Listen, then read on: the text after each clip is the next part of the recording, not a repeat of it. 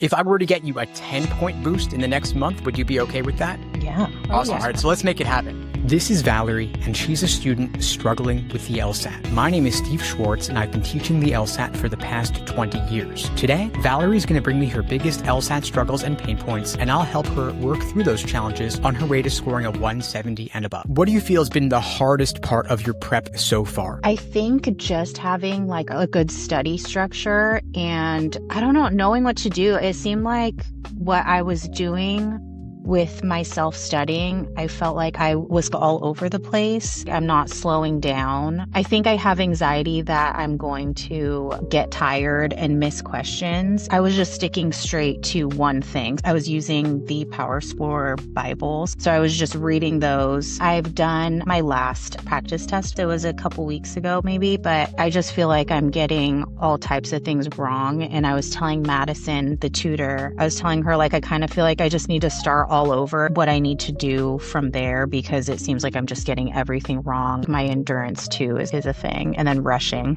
Okay, so you're feeling like you're not really seeing a pattern in the mistakes that you're making? Do you feel like it's kind of all over the place? I guess the only pattern that I would find myself in is just trying to rush and not really slowing down, evaluating each question for fear because I might get like too tired and then not really understand anything. Time management is more of your concern? Yeah. So maybe not so much of a pattern of certain question types, but rather that you're rushing and then you're not spending enough time on the questions that truly need it. Yeah, I noticed that I have a hard time with law and science passages because I do decently on reading comprehension, but I notice that I do have those problems when I hit science or law passages. Okay.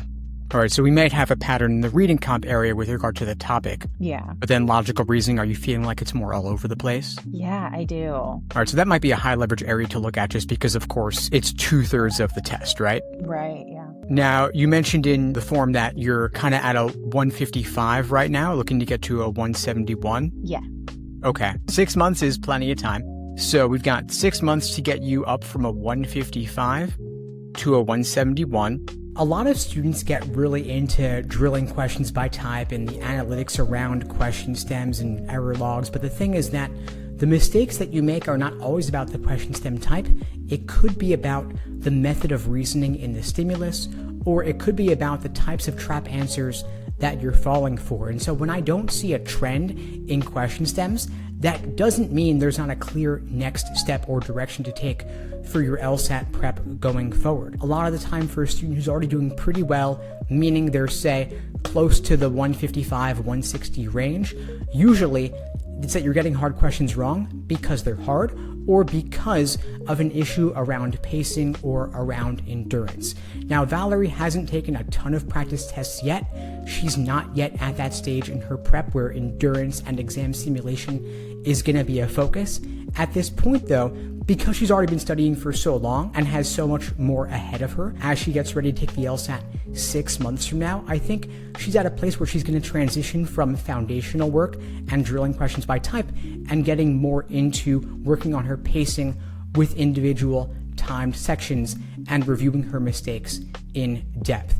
Now, she may discover going forward that there are certain concepts she needs to brush up on or certain particular methods of reasoning or stimulus types like numbers and percentages that might require a bit more attention, but there's still more work to be done in her review process before we can clearly identify what those areas are, and then we can adjust her personalized study plan accordingly. What do you think is ultimately the core reason that your score hasn't improved yet? Because you've been at this for more than 6 months already, right? I did do drilling, but not drilling enough, not doing as many practice tests, and then most importantly, not reviewing the questions and really diving in on why I chose the wrong answer and why the correct answer is correct. And so instead of drilling, what have you been working on? I spent a lot of time reading the book that I had and going over the concept. I would do maybe like one section of drilling, but I wouldn't review it. And so what do you feel like you could be doing instead going forward? I started doing an RC passage daily. So I'm doing that and I'm being more mindful about reviewing the questions that I got wrong. Well, let's dive into your wrong answer journal. I think that there's a lot of opportunity there. So you're on the right track with it, but I think there's room to go beyond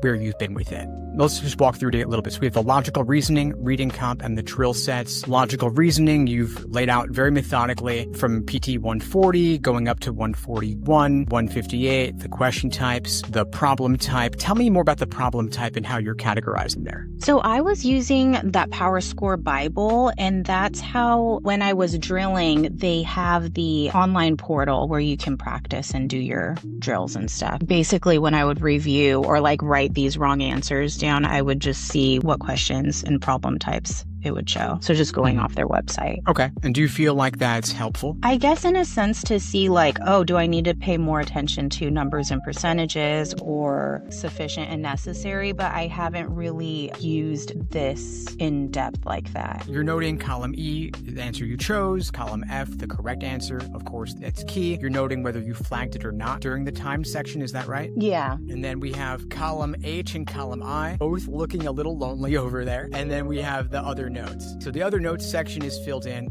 Tell me about what's going on with column H and column I. Yeah, so I actually, watching one of the videos of how to drill question types, it was originally just the other note. Okay. All right. So we'll talk about that. Column J, it is the other notes. You're noting some of your mistakes on your initial attempt, and then upon reflection, what could have gone differently, right? And you're doing that fairly consistently. I'd say for the majority of the questions you've completed up to row 87 or so. Let's look at reading comp a little bit. So for reading comp, it's largely the same deal. As you noticed, problem type, that's like the passage topic, right? So we're seeing, yeah, as you said, humanities and law, a little bit of science, but yeah, mostly humanities and law. Same framework as the logical reasoning. The other notes section, somewhat filled in, maybe not quite as much. I like that you're really methodical about tracking what you're doing and noting trends in what you're getting wrong and why. You have taken some of the initial steps to take notes in terms of articulating your thought process. There's a lot of good. I think there's just more room for improvement. And as you said, columns H and I are both like new additions into the mix. And this is really key because if you don't understand what you're getting wrong and why, you're just going to make the same mistakes again and again.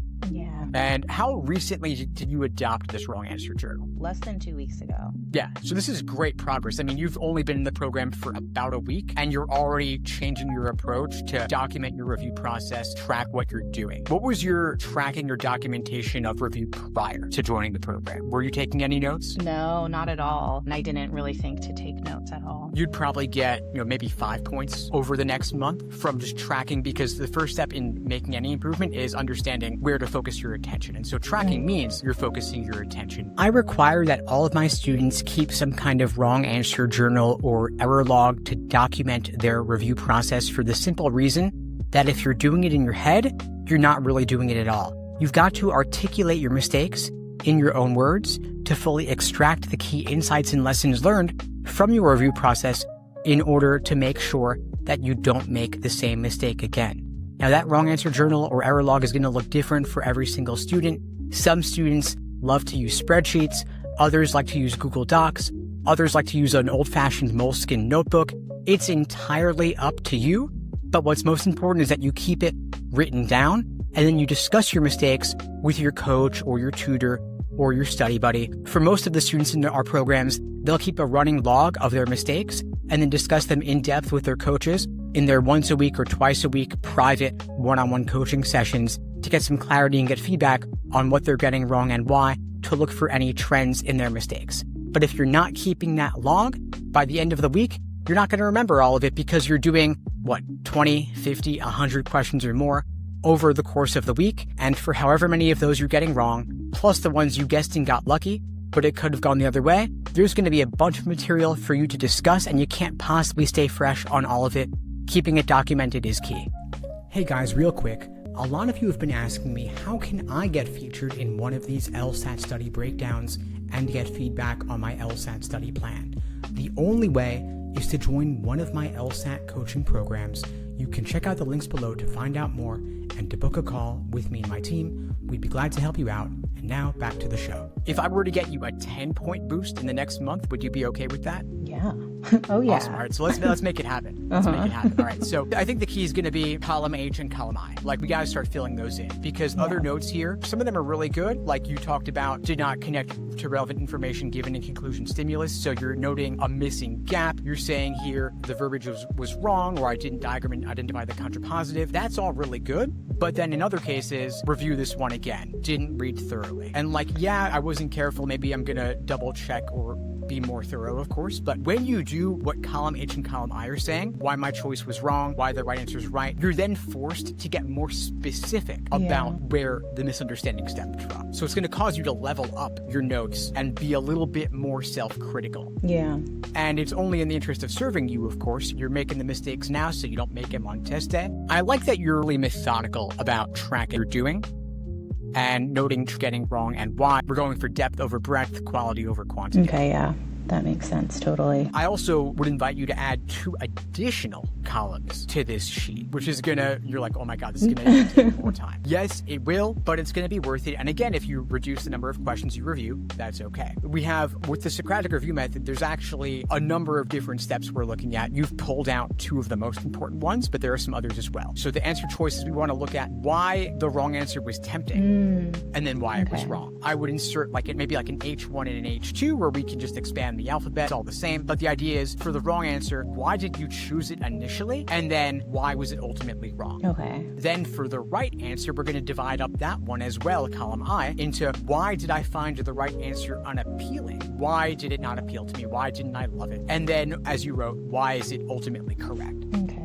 And so I want you to document those tracks. And that's what most students neglect to think about. They think about, okay, I looked at the answer key. This is what's right. This is why my choice is wrong. But those traps in your thought process that you fell for, that's really the key takeaway that you can extract from getting a question wrong, so that you can avoid making the same mistake again. Okay, yeah, that totally makes sense. I will add those in for sure. Awesome. So I think adding those 2 columns is going to be sufficient to get you the 10-point jump. And then if we really want to level up even more, just for icing on the cake, I would also add a column about the stimulus and a column about the questions. Okay. And you might not always fill those in, and that's okay. But sometimes the mistake is not from the answer choices. Sometimes it's because you didn't fully understand the stimulus. And so, of course, if you don't know the conclusion, then you're going to get it wrong most likely, either way. But I think that if you can note the stimulus as a separate category to spend time on, you could then think to yourself, maybe my issue is not as much in my evaluation of the answer choices as it is in, I've just got to slow down in the stimulus when I read it, or I've just got to brush up on key indicator words for evidence conclusion, or I got to brush up on methods of reasoning, causal or sufficient necessary. Okay. A lot of the time, it just comes down to slowing down, reading more carefully, understanding the argument more fully. And if you do, of course, surprise, surprise, the questions become a lot easier. And evaluating the choices becomes a lot easier because they only make sense in the context of the stimulus. Okay, yeah, I'll add those in too. So you said the question stem and the passage, right?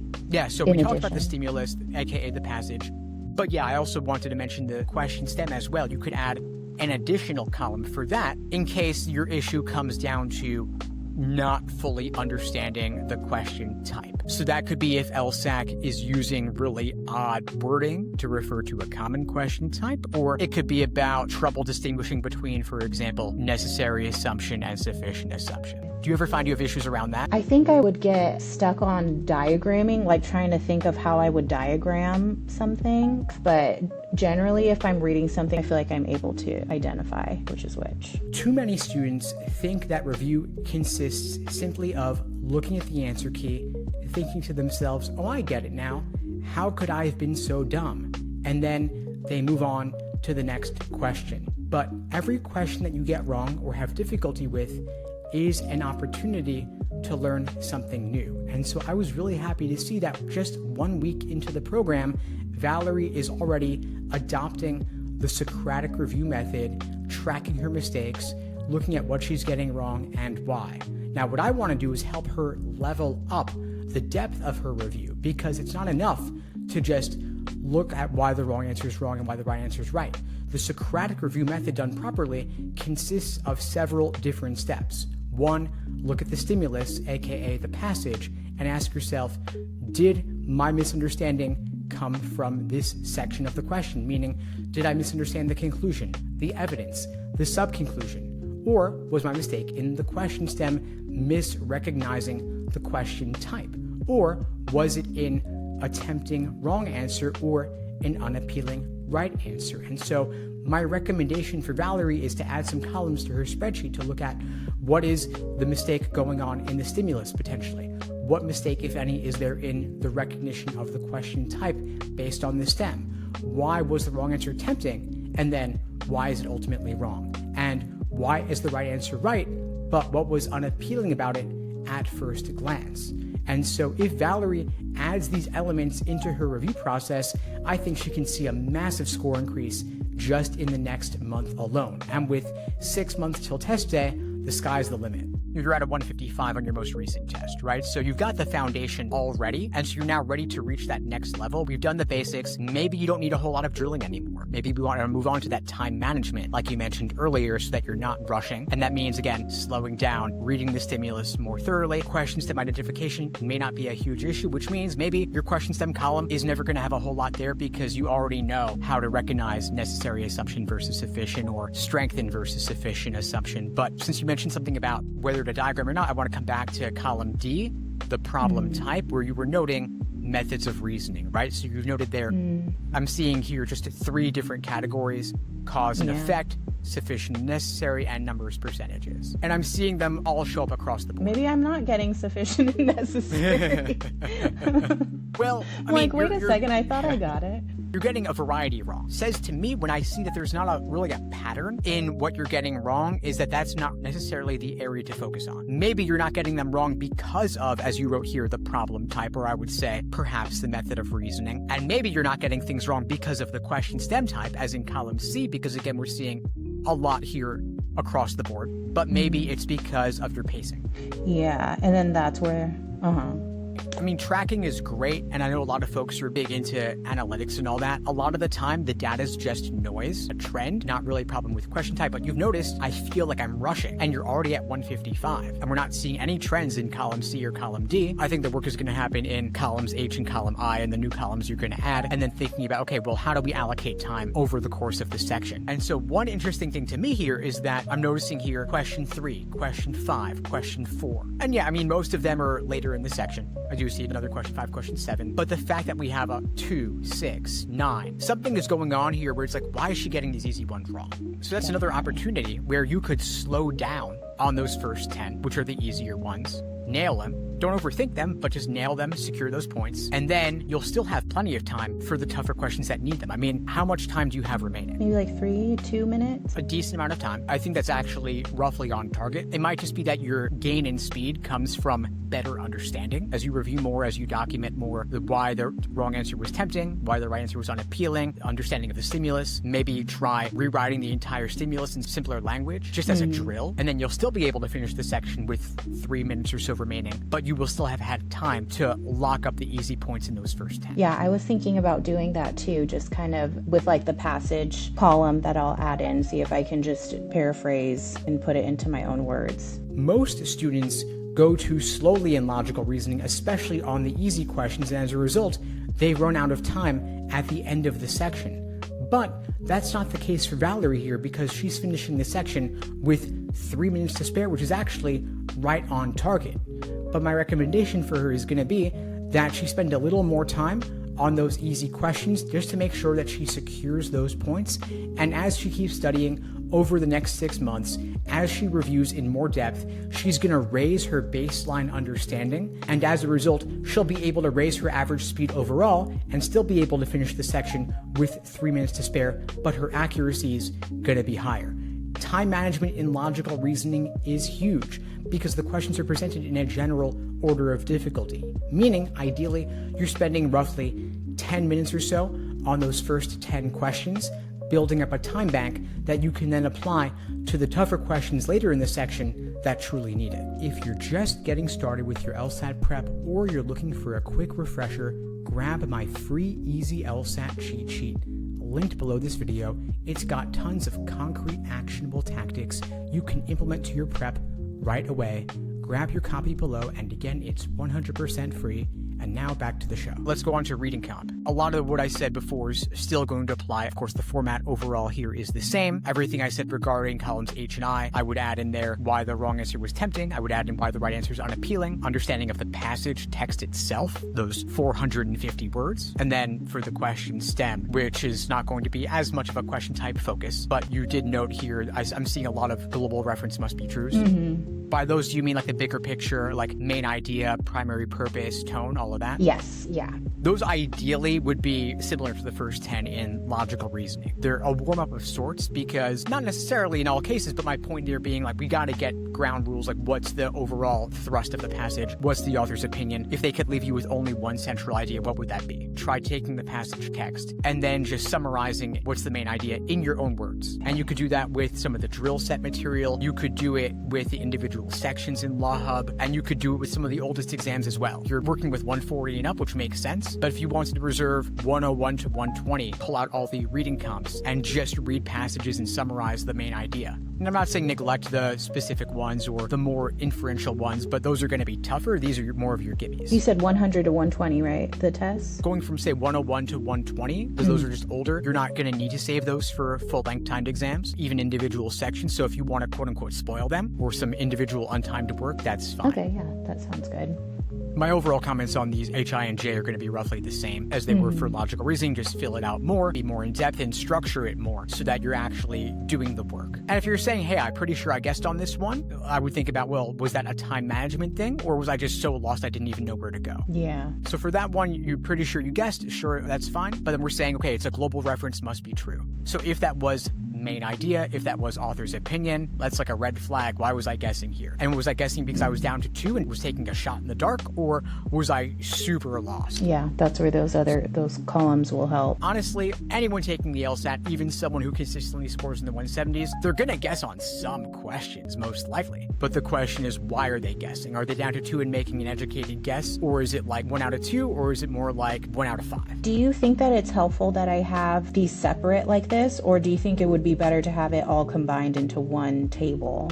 Well, I think distinguishing logical reasoning versus reading comp makes perfect sense to me. Super struggling with logical reasoning relative to reading comp, that's a problem because logical reasoning is 2/3 of the test. This sort of separation seems like pretty logical to me. If I were to change one thing here, aside from what I've mentioned, this reading comp tab, I would get more specific on these categories. So global reference must be true, concept reference must be true. I would think about, okay, well, am I struggling with main idea? Am I struggling with tone or passage organization? Those are all within global reference must be true, but they have slightly different angles on them. Okay. So if you notice that you struggled, for example, on passage organization, which is a little bit more abstract than, say, main idea, then that would suggest you spend a bit more time in that area in particular. Okay. Like in logical reasoning, to go back there for a minute, parallel flaw, flaw in the reasoning, resolve must be true. Those are all crystal clear question types, and those fit into the roughly 15 types in LR. But in reading comp, I get the sense that you're breaking them into much broader categories, meaning there's fewer of them, which gives you less actionable information. True, yeah. But also because these are, all over the place. Once again, it could just be that, well, we want to spend more time on humanities passages or spend more time on law passages. So for that drill I mentioned earlier, for doing prep test 101 to 120, summarizing passages with the main idea, maybe you want to do that just for the humanities and law passages specifically.